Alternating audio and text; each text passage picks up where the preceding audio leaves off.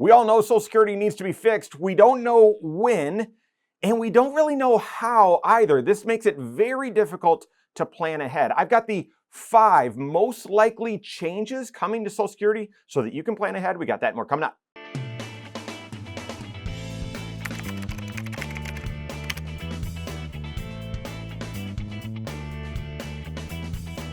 Social Security fixes are in the financial spotlight right now, and good riddance, right? I mean, it's about time. We know Social Security is broken. We know it needs to be fixed. And we just heard, I just shared on this channel recently that the Penn-Wharton budget model came out just recently, and it moved up, that analysis moved up the insolvency date for Social Security up 2 years. The last update we heard from the Social Security Administration is insolvency was likely to be reached in 2034. This new analysis moved it up to 2032. Time is running out, and yet Congress doesn't seem to be acting. Until we have the clarity on when Social Security could change and how it could change, it just creates an awful planning environment. What are you to do? How can you plan ahead when there's so much uncertainty? Now, I am a firm believer in 2 things when it comes to Social Security. 1, I do not believe Congress will allow Social Security to become insolvent. Insolvency is a term that's, pretty scary, and it sounds like, oh, Social Security is just going to stop. No, if Social Security becomes insolvent, then the payout will decline, will drop to the current funding level, which recent analysis shows about 83%. So approximately, let's just call it a 20% reduction in Social Security. So firm believer in 2 things with Social Security. 1, I do not think they will let Social Security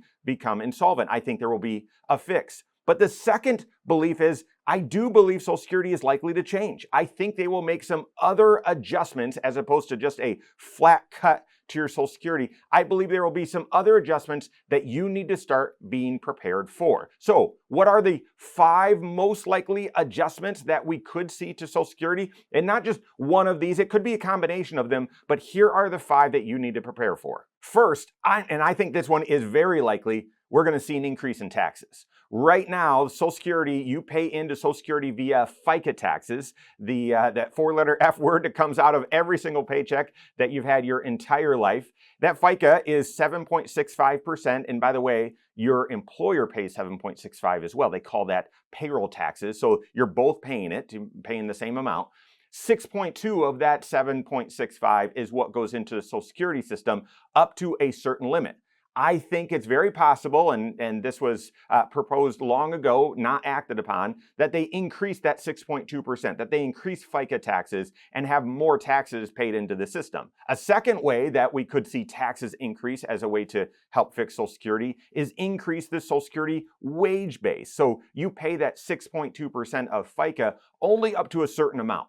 The other 1.45, by the way, of FICA, you pay on an unlimited amount. Even if you earn $1 million in earnings, you're going to pay that 1.45, that Medicare portion on all of your wages, even extra, by the way.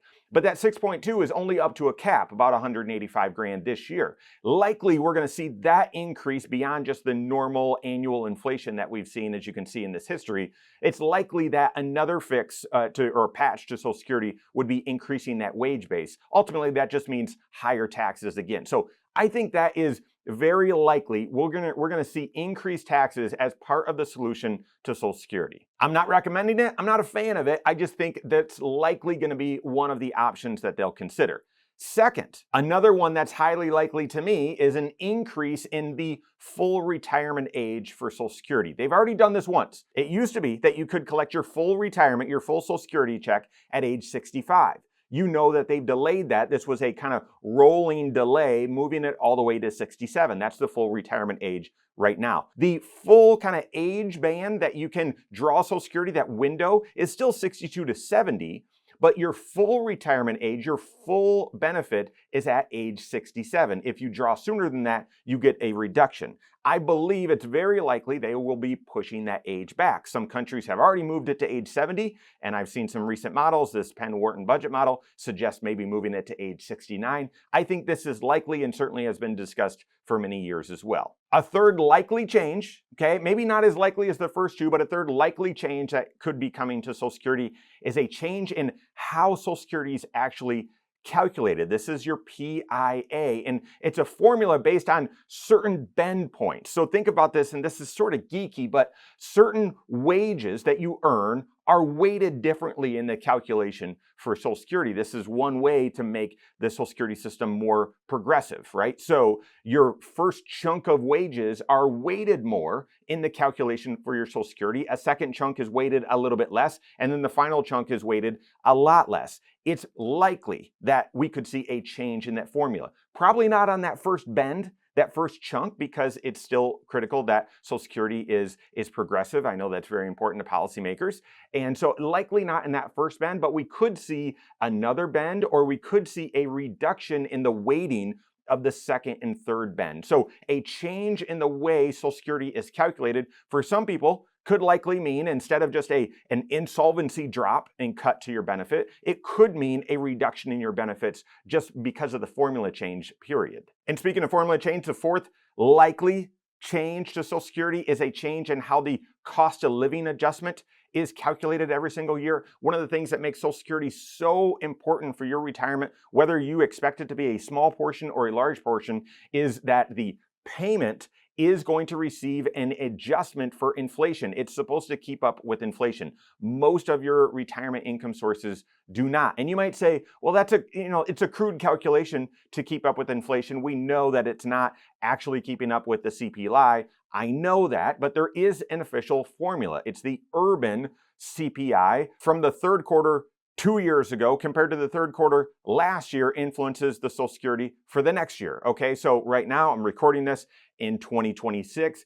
In order to come up with the cost of living adjustment for 2026, they compared the third quarter urban CPI from 24 to 25, and that influenced and created the cost of living adjustment for 2026. They could change that formula. They could chain it together. They could put a cap on it. They could make adjustments to the cost of living so that your Social Security still has an inflation adjustment. It's just much more muted. That's on the table for a potential change as well. And then finally, just talked about this one last week as well, they could cap benefits. And I actually think this one is certainly on the table and probably likely to pass because, again, it's important to policymakers that Social Security system is progressive, and therefore capping benefits, this is the six-figure limit. So capping benefits for a married couple at $100,000. And I know that seems crazy that right now there are some folks collecting Social Security collecting more than six figures or more than $100,000 in Social Security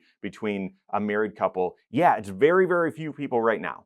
But over time, right, over the next 5, 10, and 20 years, that will be a bigger and bigger group. And if there is a cap on benefits, so married couple on Social Security capping it at $100,000 or single individual capping it at $50,000, that's actually projected to shore up a lot of the shortcoming of Social Security. So that's the fifth option on the table. So how do these potential cuts impact you, and what do you need to do? Again, I'm a firm believer that they won't let Social Security become insolvent, but they will make some changes to Social Security because fixing the insolvency is not a painless exercise. There will likely be some adjustments. And guys, you need to take a comprehensive financial planning approach as you act right now and prepare ahead, because this isn't just a Social Security decision. If they increase taxes, increase FICA taxes, or increase the wage base, that could influence your present financial position. If they change the formula for how they calculate Social Security or even the cost of living adjustment, that's going to impact your present financial position, your cash flow, but it's also going to impact your retirement analysis and projections as well. So you might want to make some adjustments there. If they change the full retirement age for your Social Security, that could influence when you retire. Could also influence, well, if you I'm still planning on retiring at 67, but I'll now see a cut in my Social Security because they moved the full retirement age to 69. That's going to reduce your benefits and impact your retirement plan. You've got to look at all 6 areas of your financial plan. And in that planning, you've got to work through this fire drill of saying, well, if this change, here's how we should adjust our analysis. If this change, here's how we should stress test our analysis. Still plan on Social Security, but then adjust some of the trade-offs to determine, well, if that change occurs, what position are you in and what adjustments do you need to make to your financial picture? Work with your certified financial planner on that. If you don't have a CFP on your team, you can contact one on my team. Find us online, Korhorn.com. That's Korhorn with K, wisemoneyshow.com. You can find us there as well, or give us a call, 574-247-5898. All right, there you have it. Go out and take your next wise step in your financial life.